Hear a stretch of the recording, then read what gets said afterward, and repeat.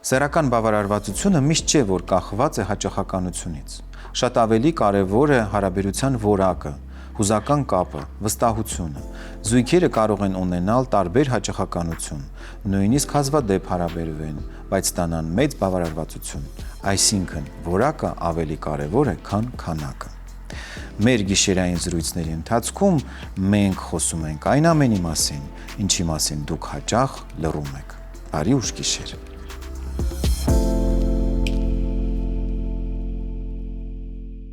Երբեմն մեր մեծահասակ հարազատների տրամադրությունը վարքագիծը կտրուկ փոխվում են, դառնում անսովոր։ Շատերը մտածում են, դե տարիքն իրեն նանում է, բայց այս փոփոխությունները հաճախ ոչ թե ծերության նշան են, այլ առողջական լուրջ խնդիրների սկիզբ, որոնք պահանջում են ճիշտ օգնություն եւ համապատասխանաբար ճիշտ մոտեցում։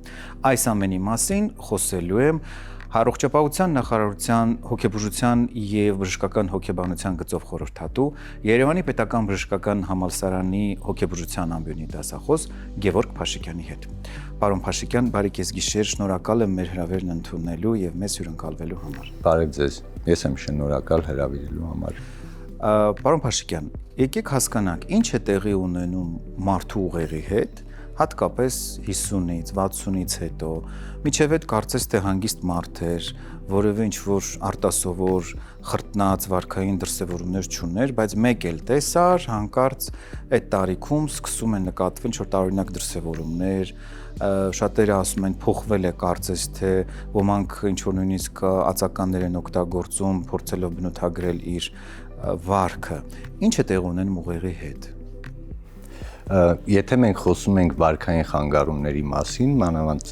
մեծահասակ տարիքում,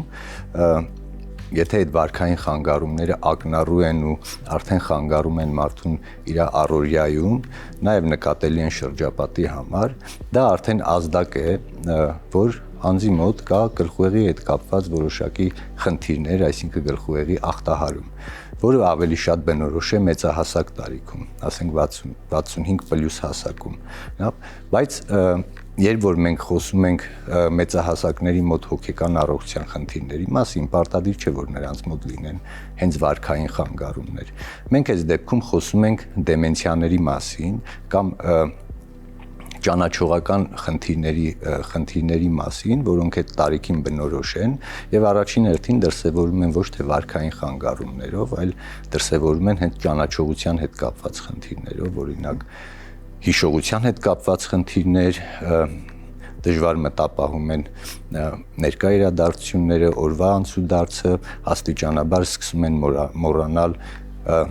մոտակա կատարված իրադարձությունները։ Բացի դա, շփոթ վիճակ, ապակողմնորոշում շրջապատում, ժամանակի մեջ ապակողմնորոշում, ուշադրության կենտրոնացման հետ կապված դժվարություններ։ Եթե այս խնդիրները ակնառու են եւ արդեն իսկ նկատելի են հարազատների կողմից, ապա մենք այդ վիճակները կոչում ենք կոգնիտիվ, նեյրոկոգնիտիվ խանգարումներ եւ այդ դեպքում պետք է անհապաղ դիմել բժշկի։ Նման խնդիրների դեպքում շատ հաճախ, այո, ճիշտ է, դիտվում են նաև վարքային խանգարումներ։ Դա կապված է նրա հետ, թե կոնկրետ գլխուղեղի որ հատվածն է ախտահարված, հետևաբար կամ կլինեն վարքային խանգարումներ, կամ չեն լինի վարքային խանգարումներ, հակառակը անձի մոտ կարող է դիտվել ցածր տրամադրություն, ավելի պասիվ վիճակ եւ այլն։ Շատերը այս խնդիրը նկարագրելիս հատկապես երբ խոսքը տատիկ-պապիկների մասին է, ասում են, որ բնավորությունը փոխվել է իհարկե դեպի վատ կողմը, ինչպես կարող ենք տարբերել, սա տարիքային կամակորության հետ կապված դրսևորում է, թե արդեն գործ ունենք լուրջ օրգանական փոփոխության հետ։ Այո, մենք պետք է տարբերակենք նորմալ ծերացման process-ը եւ տարիքի հետ կապված գլխուղեղի ախտահարումները, որոնք որ ելի կբերեն բնավորության հետ կապված փոփոխությունների, նորմալ ծերացման շրջաններում, դա գիտենք, որ ֆիզիոլոգիական process է, նույնպես դիտվում են նախկինում անձին բնորոշ որոշակի բնավորության գծերի սրվածություն կամ ավելի ակնառու են դիտվում դրանք, օրինակ նեղացկոտություն,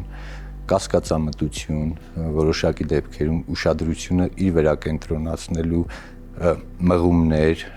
որոնք կարող են բազմաթիվ պատճառներ ունենալ, օրինակ միայնությունից կարող է նույն վարքագիծը դրսևորվել, դրանք նորմալ ծերացում են եւ անձը մեծահասակ անձը սովորաբար նաեւ գիտակցում է իր այդ բնավորության գծերի արդեն ակնառու դառնալու փաստը, իսկ պաթոլոգիական վիճակների դեպքում, ախտաբանական վիճակների դեպքում շատ հաճախ անձը դա չի գիտակցում, այլ հաճախ նկատում են դա հարազատները ու այդ անձի հետ կապված բնավորության սրված վիճակները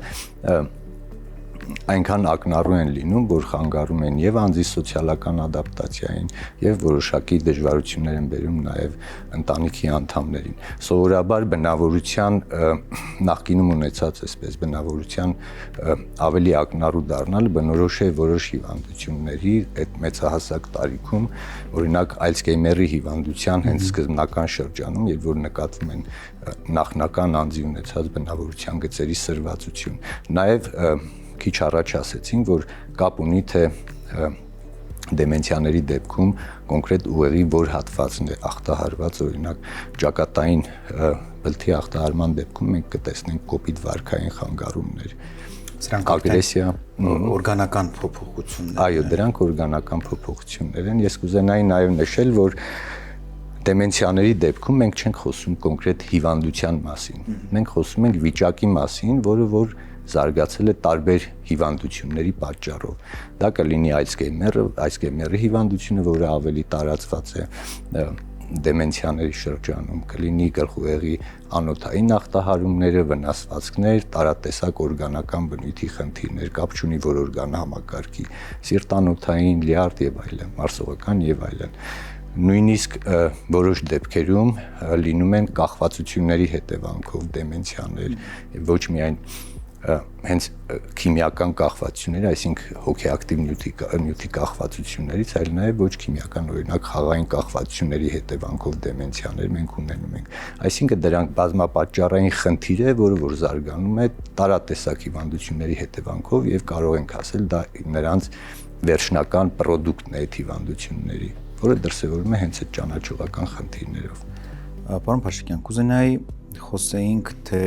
ինչպես են այս խանգարումները ազդում մարդու սեռական վարքի վրա եւ երբ պետք է մենք արդեն ուշադրություն դարձնենք։ Քանի որ մենք ասացինք, որ գլխուղեղի հատվածների, թե որ հատվածն է ախտահարված դրսևորվում են վարքային խանգարումներ, նաև սեռական վարքի խանգարումներ են դրսևորվում տարատեսակ, օրինակ, եթե մենք ունենք Ալցհեյմերի հիվանդություն ունեցող անձ, որի հետևանքով զարգացել է դեմենցիա եւ այդ դեմենցիայի ժամանակ ունենք մենք ձևեր, որոնք որ պսիխոցիկ ախտանիշներով են դրսևորվում եւ վարքային ախտանիշներով, շատ հաճախ այս մարդկանց մոտ կնկատենք, որ դրսևորվում են հիպերսեքսուալ վարքագիծ միևնույն ժամանակ ունենալով սեռական թուլություն, բայց իրենց վարքագիծը այնպիսին է, որ օրինակ սեռական բնույթի հումորներով կամ սեռական էսենց թեթև ոտնձգություններով հարազատների նկատմամբ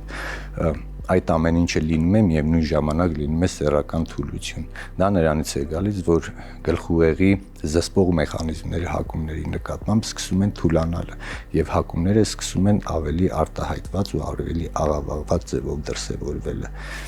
Նմանատիպ դեպքերում պետք է դիմել միանշանակ բժշկի, հոգեկան առողջության մասնագետի,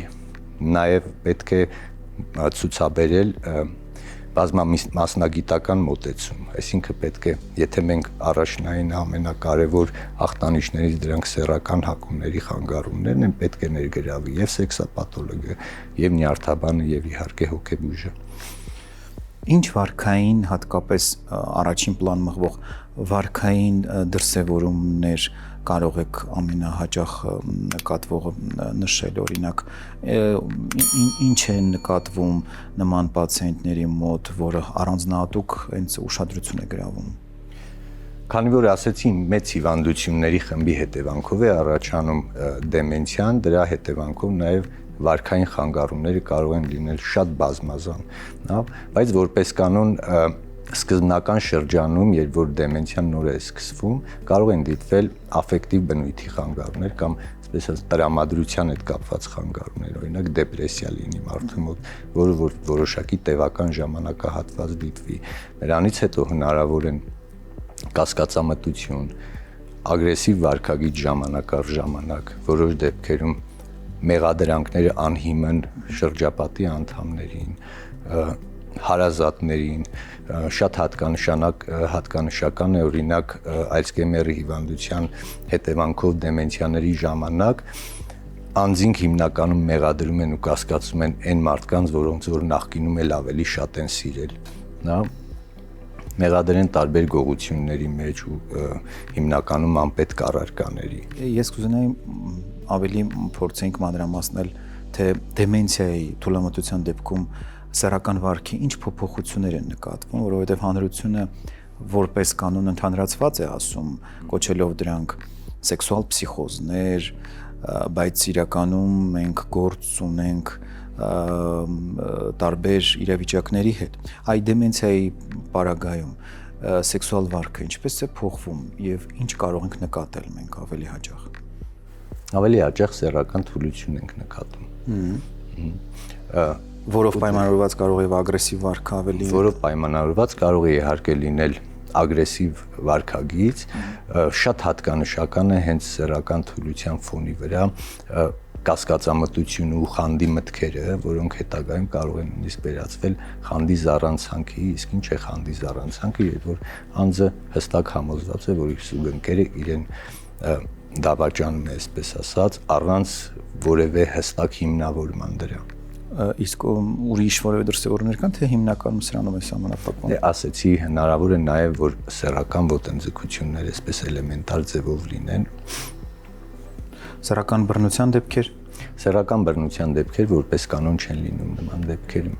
Մեր առօրյայում հաճախ են քննարկումները, հատկապես այս թեմայի առումով, որ նման խնդրով մարդիկ օրինակ սեռական ընդգծված հետաքրքրություն են ցուցաբերում հարևանի հարցի նկատմամբ կամ գուցե տան անդամներից որևէ մեկի, կա նման կլինիկական դիտարկում, թե ինչպես է այն դրսևորվում։ Այո, իհարկե կա, ու սովորաբար հենց այդպես էլ լինում է։ Հիմնականում այն մարդկանց նկատմամբ, որոնց նկատմամբ նախկինում ինքը իրեն երբեք թույլ չէր տալ, նույնիսկ որևէ քայլ անելու, կլինի հարսը, կլինի, չգիտեմ, մոտ հարևաններ, բարեկամներ, մենք դեպքեր ունենք, երբ որ օրինակ դասախոսը կամ ուսուցիչը, երբ որ հասել է տարիքին ու սկսվել է իր մոտ խնդիրներ, ինքը սեռական ոտնձգությունների փորձ է արել նույնիսկ ուսանողների նկատմամբ, դեպքեր են եղել նախկինում, բայց պետք է մենք հասկանանք, որ այս անձի մոտ հենց ինքը վատնա դրա համար է անում այդ ամեն ինչը, պետք է հասկանանք, որ դա խնդիր է, ու եթե մենք հայտնաբերում ենք, պետք է դիմենք մասնագետի, որ այդ ամեն ինչը կարգավորել ու կառավարել հետագայում չկրկնվելու նպատակով։ Եվ այս հարցում շատ կարևոր է տան անդամների մոտեցումը, որովհետև վարքի փոփոխությունը առաջինը նկատում են իրենք։ Այ կուզենայի դրա մասին խոսենք, ինչ անեն, ինչի վրա ուշադրություն դարձնեն, որովհետև առաջին օղակը կարծես թե իրենք են եւ իրենց վրա է ազդում դա։ Այո, իհարկե։ Առաջին հերթին ընտանիքի անդամները կամ հարազատները ոչ թե պետք է ուշադրություն դարձնեն հենց վարքի խանգարումներին, այլ պետք է ուշադրություն դարձնեն անձի ճանաչողական ֆունկցիաների խաթարման վրա, հիշողության, ուշադրության կենտրոնացման հետ կապված խնդիրների, կարող է լինել քնի խանգարումներ եւ նաեւ իհարկե վարքը, բայց առաջնայինը հենց այդ ճանաչողական ֆունկցիաների խնդիրներ։ Օրինակ, երբ մեծահասակ անձը սկսում է գանգատվել իր հիշողությունից, պետք չէ ասել, որ անձը դա սովորական ծերացում է ու բոլորն էլ գանգատվում են մեծահասակ տարիքում հիշողությունից ու ուշադրություն չդարձնեն ընդհանրապես։ Դա հենց առաջի ազդակն է, երբ որ անձին պետք է տանել հետազոտման, երբ որ այդ շրջանում մենք տարանք հետազոտման անձին ու հասկացանք, որ իր մոտ սկսվում է պրոցես, որը կարող է վերածվել դեմենցիայի, հետագայում մենք այդ ժամանակահատվածում կսկսենք արդեն կանխարգելիչ գործողությունները, որպեսզի հետագայում նաև կանխենք վարքային խանգարումները։ Բայց եթե արդեն ձևավորվել է դեմենցիան, ինքը շատ ակնառու է լինելու հարազատների համար։ Հիշողության կորուստ, Անձը կարող է օրինակ չհիշի, թե իր իրերը որտեղ է դրել, իր շորերը կամ հակառակը, շորերը պահի, հետո մանգա, մեղադրի հարազատներին դրա կորուստի մեջ, տնից դուրս գա,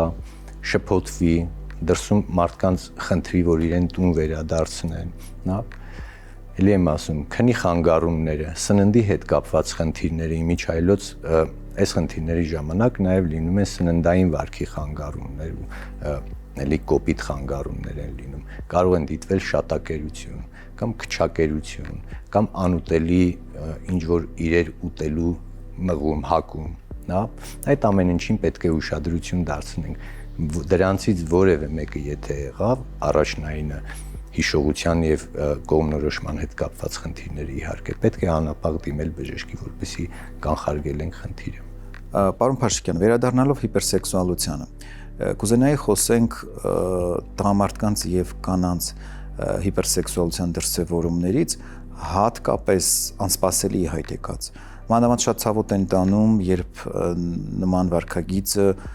նկատում են կանանց պարագայում, որը շատ տարօրինակ կերպով սկսում է բուռն զարգանալ, կինը փոխվում է ամբողջապես, ասում են մարդը անճանաչելի է դարձել, քիչ չեն նույնիսկ ամուսնալուծության դեպքերը այդ խնդրով պայմանավորված։ Կուզենայի լսել ձեր դիտարկումը դրա վերաբերյալ։ Սովորաբար հիպերսեքսուալությունը նման իրավիճակներում հանկարծակի այդքան էլ չի լինում, ուղղակի մարդիկ երևի չեն նկատում, հա, ինքը աստիճանաբար է լինում, բայց երբ որ մենք տեսնում ենք նմանատիպ դրսևորումներ, մենք պետք է այդտեղ պետք է դեղորայքային բուժման մոտեցում առաջին հերթին, պետք է անպայման դիմել բժշկի։ Իսկ երկրորդը պետք է ըմբռնումով մոտենալ, որովհետև սեռական վարքի խանգարումները, հիպերսեքսուալությունը կոնկրետ այս դեպքում դա հիվանդության ախտանիշ է, այլ ոչ թե անձի հենց բնավորություն, որը որ դրսևորվել է հենց այդ տարիքում։ Այսինքն պետք է հասկանալ, որ հիվանդություն է չմեղադրել մարդուն, այլ փորձել օգնել իրեն։ Իսկ օգնելու միակ ձևը դա բժշկին դիմելն է։ Շատ հաճախ նման գանգատները հատկապես նշում են կանանց մասին խոսելիս, մասնավորապես կլիմակտերիկ շրջանի, եւ ասում են հենց եկավ այդ տարիքը եւ ի հայտ եկան կտրուկ փոփոխություններ։ Կա որոշակի օրինաչափություն, ինչ է ասում գիտությունը։ Կլիմակտերիկ շրջանի մասին սեռական վարքի խանգարումները մենք չենք դիտարկում դեմենցիայի շրջանում, սեռական վարքի խանգարումների Գուցե նրա նախատրամադրող լինեն։ Հնարավոր է նախատրամադրող լինի, այո, ինքը կարող է ազդակ լինել, որ մենք սկսենք կանխարգելիչ գործառույթները, բայց մենք կլիմակտերիկ շրջանում դիտվող սեռական վարքի խանգարումների չենք դիտարկում այդ շրջանին։ Ինչպես արդեն նշվեց, այս դեպքում ի հայտ են գալիս տարբեր տեսակի վարքային դրսևորումներ, հատկապես իհարկե տուժում են կանայք, մասնավորապես դաշտանադադարի շրջանում գտնվող, որովհետև այս փուլում իրենց մոտ նկատվող հոգեբանական վարքային փոփոխությունները սկսում են արդեն ի հայտ գալ եւ սրված կերպով անհանգստացնել։ Այս հարցում մեզ օգնության կարող է հասնել մեր հաղորդման գործընկեր Savita Herbs ընկերությունը իր կլիմա բուսական հավելման միջոցով։ Դաշտանադադարը կնոջ կյանքի նոր, բայց հաճախ բարդ փուլ է, անսպասելի ջերմության ալիքներ, գիշերային քրտնարտադրություն, անքնություն եւ նյարդայնություն։ Կարիք չկա համակերպվել այս անհարմարությունների հետ։ Վերադարձրեք ձեր ներքին հանգստությունը մեր գործընկեր Savita Herbs-ի կլիմա բնական հավելումի օգնությամբ։ Կլիման վարդագույն ռոդիոլայի, կաթվախոտի, անանուխի եւ պատրինջի բնական խառնուրդ է, որը մեղմում է դաշտանադադարի տհաճ նշանները, հանգստացնում սրտխփոցն ու վերադարձնում առողջ քունը։ Կարևոր է իմանալ, որ կլիման չի պարունակում հորմոն եւ չի կարելի այն համատեղել հորմոնալ դեղերի հետ։ Ուշադրություն, տրվում է առանց դեղատոմսի, չի հանդիսանում դեղամիջոց, սակայն կլիման ունի հակացություններ, որոնք մանրամասն ներկայացված են ներդիրում։ Օգտագործումից առաջ անպայման խորհրդակցեք ձեր բժշկի հետ։ Կլիմա, երբ եղանակը ստեղծում ես ինքդ։ Պարոն Փաշիկյան, գաղտնիք չէ, որ տարեց մարդիկ խմում են մի շարք դեղեր։ Սրտի կարգավորման, ճնշման կարգավորման, ոմանք նաև հանգստացնող եւ այլն։ Կարող են արդյոք այդ դեղերը կամ գուցե դրանց համակցությունը ազդել մարդու վարքի վրա, բերելով նման փոփոխությունների եւ դրսևորումների վարքային։ Եթե դեղորայքը այս կամ այն հիվանդության հետ կապված նշանակված է բժշկի կողմից եւ բժիշկը վերահսկում է բուժումը, ապա չեն կարող բերել նմանատիպ խնդիրների, որպես գործոն ռիսկի նորմալ չափաբաժնով եւ բժշկի կողմից նշանակված դեղորայքը չի դիտարկվում դեմենցիայի ռիսկի գործոն կամ դեմենցիայի ախտանիշները սրող ինչ որ գործոն, հա։ Իսկ եթե իհարկե ինքնաբուժությամբ են զբաղվում, ապա այո, իհարկե կարող է բերել խնդիրների միանշանակ։ Խոսելով տարիքային դրսևորումներից, կուզեի ավելի մանրամասն անդրադառնայինք այդ հարցին, երբ վանից կարող է ավելի շատ խնդիրը ի հայտ գալ, որ տարիքային խմբին է ավելի շատ բնորոշ եւ ամենակարևորը թերևս նկատելու դեպքում հատկապես երբ որ տան անդամներ են նկատում, ինչ անեն, որտեվ շատերը գիտեք ասում են ես գիշ չեմ, երբ որ ասում ես պետք է դիմես մասնագետի, կտրուկ հրաժարվում են եւ այս դեպքում ինչ անեն հարազատները։ Շատ կարևոր հարցեր էին։ Առաջինը դեմենցիաները կարող են սկսվել յուրաքանչյուր տարիքում, իհարկե չհաշված մանկական տարիքը, բայց շատ ավելի բնորոշ է 65 եւ պլյուս տարիքային խումբը, ինչի համար, որովհետեւ ամենատարածված դեմենցիայի ձևը դա Ալցգեյմերի հիվանդության հետևանքով դեմենցիան է, իսկ մոտ 70% դեմենցիաների ընդհանուր քանակի մեջ դրանք ի հայտ են գալի 65 պլյուս տարիքային խմբում ավելի հաճախ, բայց բացառված չէ, որ խնդիրը սկսվի կախված պատճառից, խնդիրը սկսվի նաև 40 տարեկանում, նաև 35 տարեկանում։ Սովորաբար, երբ որ մենք խոսում ենք դեմենցիայի կանխարգելման կամ վաղ հայտնաբերման հետ կապված հարցերի շուրջ, մենք ասում ենք, որ 40 տարեկանից հետո անձը պետք է ուշադիր լինի իր հոգեկան առողջությանը, մանավանդ իր ճանաչողական ֆունկցիաների վրա եւ նույնիսկ եթե թեթև գանգատ ունի, ապա անպայման պետք է դիմի մասնագետի, այս դեպքում հոգեկան առողջության մասնագետի։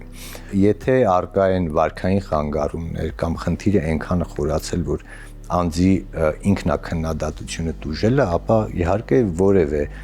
պացիենտ, որևէ քաղաքացի չի ուզենա դիմի բժշկի, մանավանդ երբ որ լսում են հոգեբուժ անունը, ինչը մենք գիտենք, որ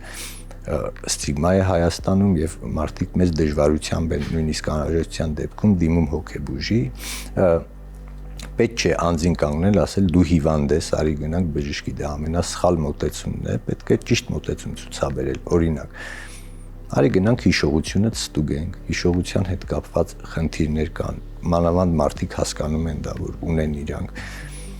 այդ ճանապարհով համոզելով, փորձելով հասկացնել խնդիրը, փորձելով բնութագրել իրավիճակը, իհարկե ավելի մեղ, երբ որ մարդուն իմպերատիվ ձևով ասեցիր դու հիվանդ ես, արի գնանք բժշկի, ինքը նույն ձևի էլ կպատասխանի։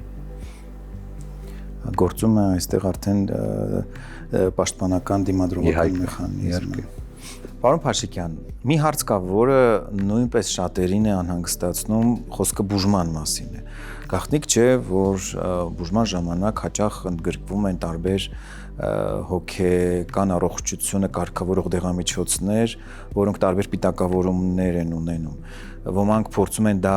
գաղտնի ձևով տալ սուրճի մեջ, թեյի մեջ, ճաշի մեջ, եւ դա շատ ցավոտ է ընկալվում։ Ես կուզենայի դրա մասին դուք անպայման խոսեիք, որպեսզի մեր հանրությունը ավելի լավ պատկերացներ։ Երբ որ մենք խոսում ենք դեմենցիայի բուժման մասին, մենք չենք խոսում խնդրի վերացման մասին, այլ խոսում ենք խնդրի կառավարման մասին, այսինքն մենք պետք է աշխատենք այնպես անել, որ անձի մոտ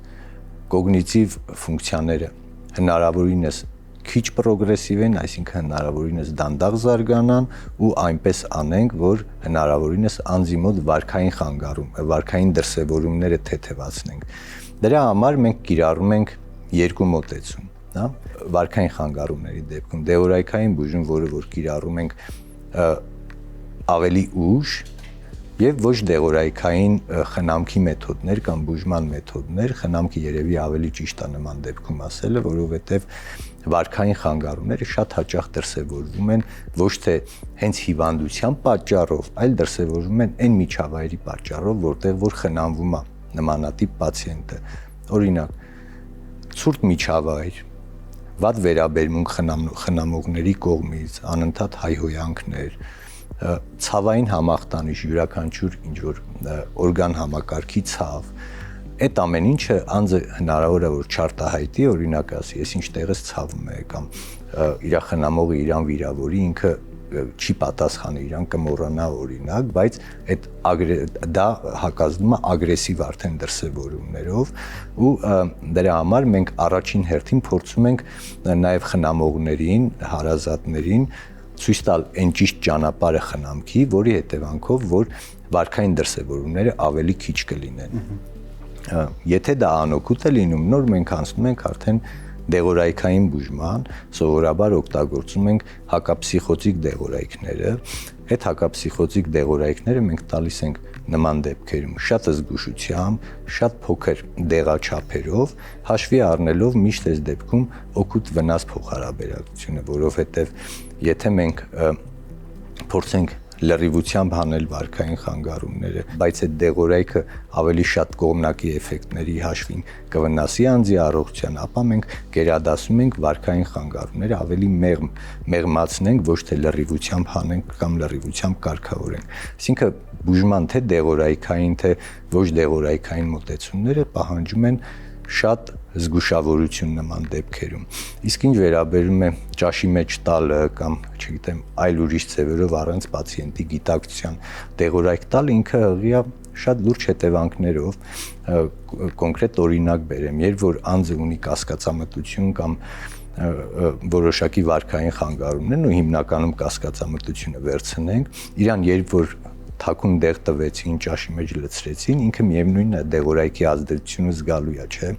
Երբ որ զգաց դեղորայքի ազդեցությունը, ինքը արդեն կասկած կհայտնի, որ իր ճաշը վատն էր, օրինակ։ Նաև կարող է միտք ձևավորվի, որ այդ ճաշը թունավորած է, իսկով է թունավորել, ով որ այդ ճաշը իրան տվել է։ Եվ այդպես ձևավորվում է, այսպես ասում ենք, թունավորման զառանցանքը, որը որ հետագայում ավելի մեծ խնդիրներ է ստեղծում բուժման տեսակետից, քանց թե այն վիճակը, երբ որ մենք կարայինք անձին համոզեինք ու նաև ապացուցեինք, որ իրան այդ դեղորայքը պետք է։ Ավելի լավ է ժամանակ ծախսես պացիենտին բացատրես դեղորայքի անհրաժեշտության մասին, քանց թե թաքուն տաս այդ պահին գլուխը տազատես, այսպես ասած, հետո ավելի մեծ խնդիրների առաջ կանգնես։ Իրականում յուրաքանչյուր դեպքում կապ չունի ինչ տիպի հիվանդությունն է, դեղորայքը պետք է տրվի միայն անձի համաձայնությամբ, անկախ նրանից դեմենցիա է թե այլ խնդիր է։ Բայց մեր առօրյայում լինում է նաև հակառակը։ Հարազատները հաճախ կարծես թե իրենց խղճի գերին են դառնում եւ նման դեպքերում չգիտեն թե ինչ անեն եւ որն է ճիշտը։ Ըստ ձեզ որն է ճիշտը։ Հենց Հայաստանում հենց ձեր ասած տարբերակն է ավելի շատ լինում, որովհետեւ մենք գիտենք, որ հայերը ավելի շատ ծնողասեր ազգ են ու փորձում են ամեն ինչ անեն, որ իրենց ծնողի համար լավ լինի, շատ հաճախ նաև իրենց վնասելու կամ իրենց առօրյան փչացնելու, այսպես ասած, ճանապարհով են դա անում։ Մի կողմից դա լավ բան է, որ ծնողներին հետևում են, բայց մյուս կողմից, երբ որ հարազատը մտածում է ծնողի մասին, շատ հաճախ մտածում է իր ֆիզիկական առողջության մասին կամ ֆիզիկական բարեկեցության մասին, չի մտածում հոգեկան վիճակի մասին, նաև չի մտածում իր հոգեկան վիճակի մասին։ Ինչ կարա լինի, օրինակ դեմենցիա ունեցող հարազատների շրջանում քնի խանգարումներ, հարմարվելու հետ կապված խնդիր, որովհետև դա իրանց համար նոր իրավիճակ է, երբ որ տանը հայտնվում է դեմենցիա ունեցող մարդ, առավել եւս երբ որ իրենք չեն ունենում խնամելու որևէ հմտություն, չունեն որևէ գիտելիքներ, սկսում են արդեն իրենց աշխատանքի հաշվին, իրենց քնի հաշվին, իրենց նյարդերի հաշվին այդ մարդուն խնամել ու փորձելով դա ներկայացնել որպես լավ գործողություն։ Այնինչ պետք է ուսուցում ունենալ նաև խնամքի հետ կապված մանավանդ հարազատները։ Այդ ուսուցումը նաև խնամքի ճիշտ վարելը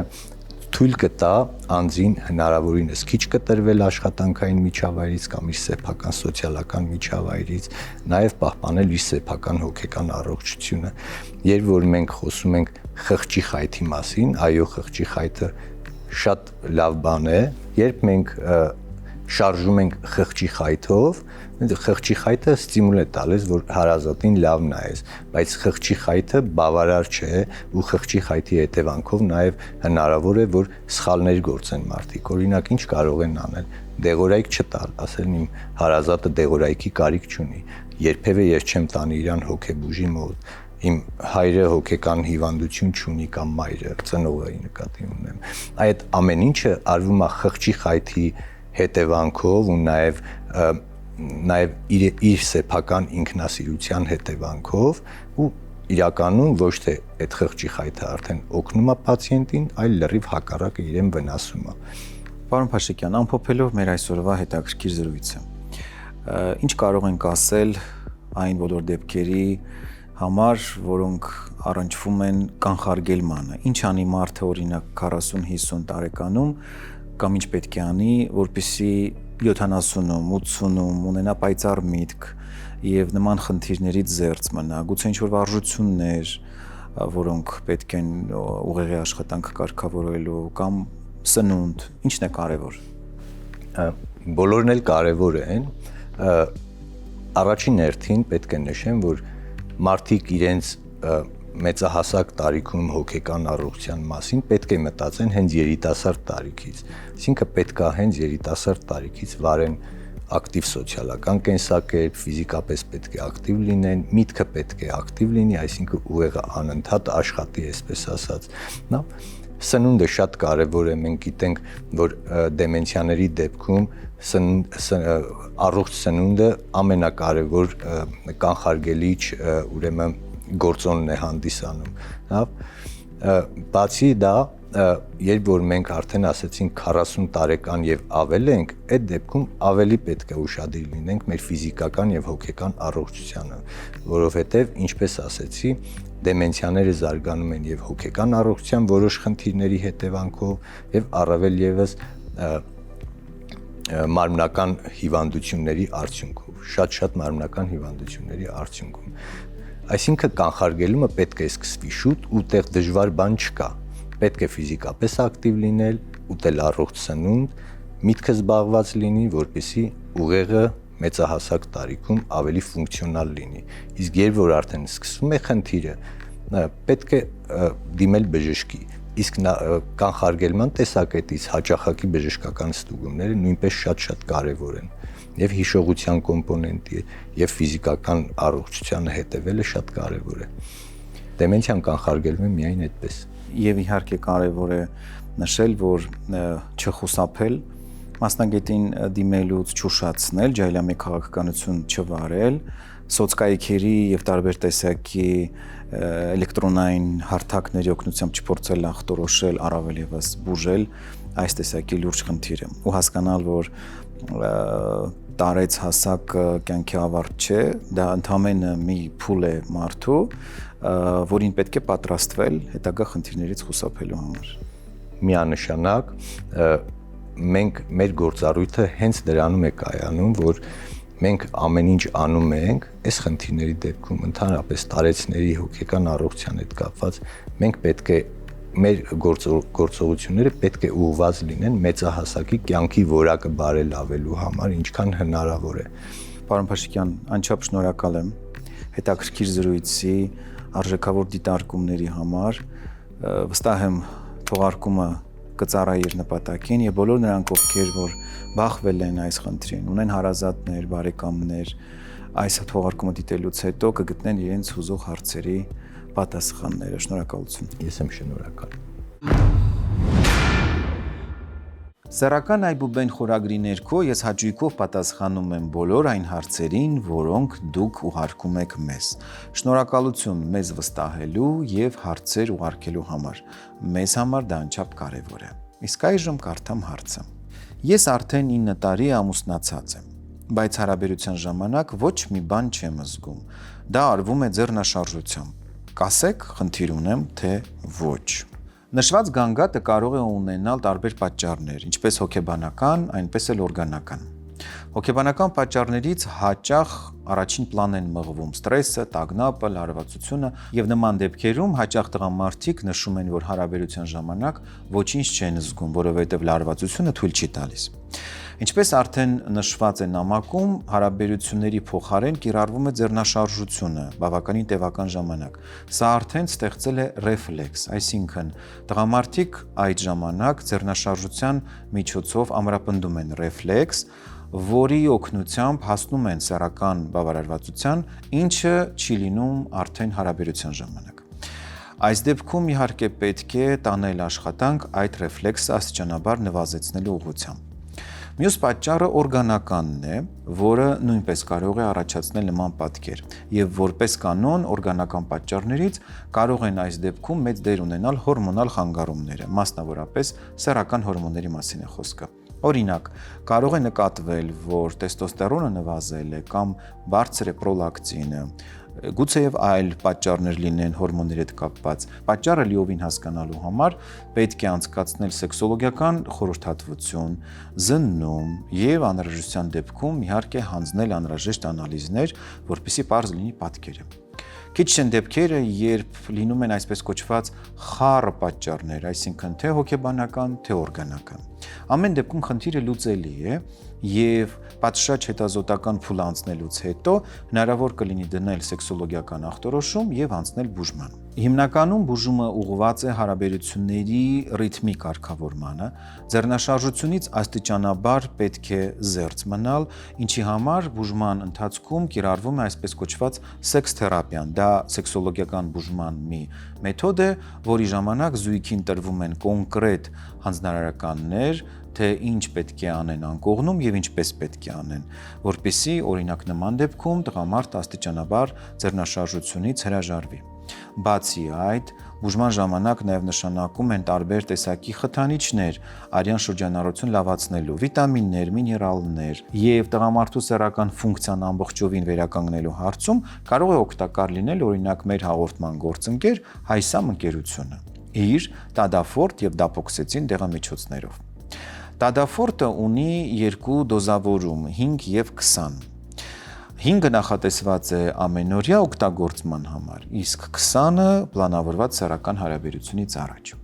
Տադաֆորտը, ի տարբերություն նախորդ սերնդի սեռախթանիչների, ունի մի առավելություն։ Արագ է ազդում, ինչը նշում են հենց պացիենտները բուժման սկզբնական ժամանակահատվածում։ Բացի այդ, կարևոր է նաև նշել, որ տադաֆորտը ունի նաև ժամային բավականին արտահայտված ազդեցություն։ Իր ազդեցությունը պահպանում է գրեթե 36 ժամ։ Սա նշանակում է, որ տղամարդը դեղամիջոցը ընդունելուց հետո կարող է ունենալ կրկնակի հարաբերություններ, նույնիսկ եռակի 36 ժամվա ընթացքում։ Մյուս դեղամիջոցը դապոքսեցինն է, որը նույնպես ունի երկու դոզավորում՝ 30 եւ 60, եւ դոզավորումը արդեն ընտրում է բժիշկը ելնելով խնդրի բարդությունից եւ վաղեմությունից։ Ուշադրություն, երկու դեղամիջոցներն էլ ունեն կողմնակի ազդեցություններ, որոնց մասին պետք է բուժող բժիշկը տեղեկացնի պացիենտին։ Երկու դեղերի միաժամանակյա օգտագործման դեպքում տղամարդու սեռական առողջությունը հնարավոր է ամբողջովին վերականգնել բավականին կարճ ժամանակահատվածում։ Այսօրվա գիշերային զրույցն էլ ավարտվեց։ Դիտեք մեզ ATV-ի եթերում, գրեք ձեզ հուզող հարցերը, մենք դրանց անպայման կանդրադառնանք։ Եվ մի դիտարկում եւս։ Տարածեք մեր տեսանյութերը, թողեք ձեր մեկնաբանությունները, մեզ համար անչափ կարևոր է ձեր կարծիքը։ Մեր գիշերային զրույցների ընթացքում մենք խոսում ենք այն ամենի մասին, ինչի մասին դուք ուզում եք լսել։ Մեր գիշերային զրույցները շատ առողջարար են։